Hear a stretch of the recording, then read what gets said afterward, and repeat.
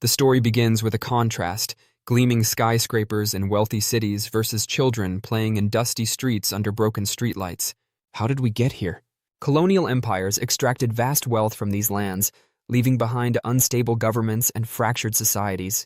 The scars still bleed today. Global corporations swoop in, promising investment, but too often they take more than they give. Behind every shiny factory lies an opaque web of contracts favoring foreign investors. Picture a farmer in a poor country growing coffee. They work sunrise to sunset, but earn pennies while their beans sell for fortunes in Western cafes. The blame isn't just on corporations. International trade agreements often tilt the scales. Terms are set by wealthy nations. The poor have little say. Debt is another shackle.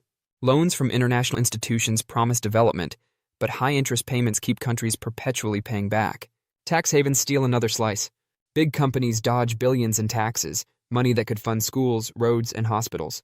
Sweatshops are painted as progress. But is it progress when workers face exploitation, long hours, and unsafe conditions?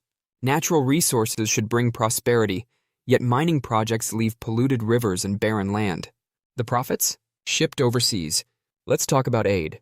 Foreign aid sounds noble, but much of it comes with strings attached, forcing recipient nations to buy overpriced goods or services.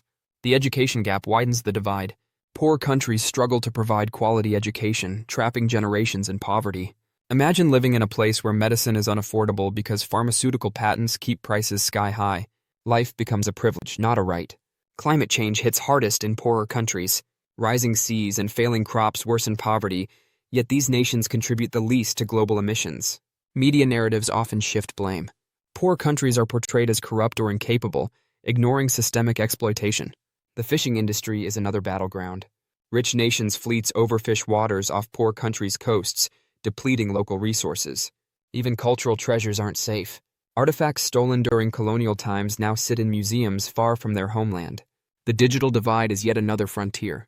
Access to the internet and technology remains a luxury in many poor regions.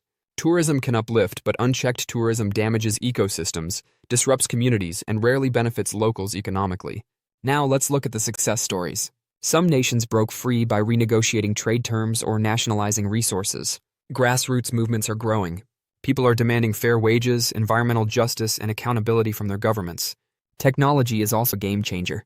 Mobile banking and internet connectivity are creating new opportunities in unexpected places. The rise of ethical consumerism means you have power. Where you spend your money can uplift or exploit. Companies are being called out for bad practices. Transparency and consumer pressure are forcing some to change their ways. New trade agreements focus on fairness. Regional blocs are empowering poor nations to negotiate as equals. Renewable energy is the silver lining. Solar and wind power offer affordable solutions to energy challenges in poor countries. Education initiatives are changing futures. Scholarships, partnerships, and community schools are breaking the poverty cycle. Healthcare is improving too, with NGOs and local efforts making medicine accessible in remote areas.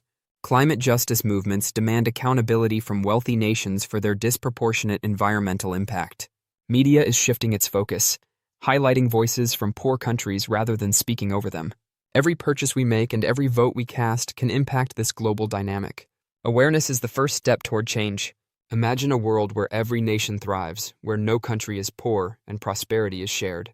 It's possible, but it requires action. The fight isn't over, but the tide is turning. Together, we can stop poor countries from being ripped off and build a future of equality.